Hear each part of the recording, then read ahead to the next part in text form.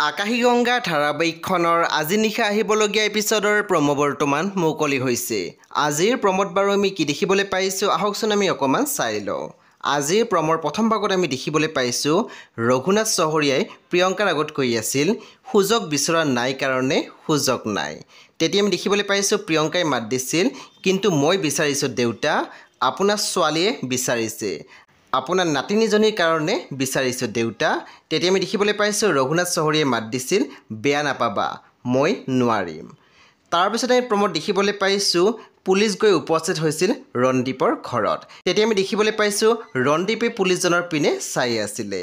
সেই বন্ধু বান্ধৱীসকল, আজি নিশা 9:30 বজাত ৰং টিভিত আহিবলগীয়া আকাশীগংগা ধাৰাবাহিকখন খুবেই বেছি ইণ্টাৰেষ্টিং হ'বলৈ গৈ আছে।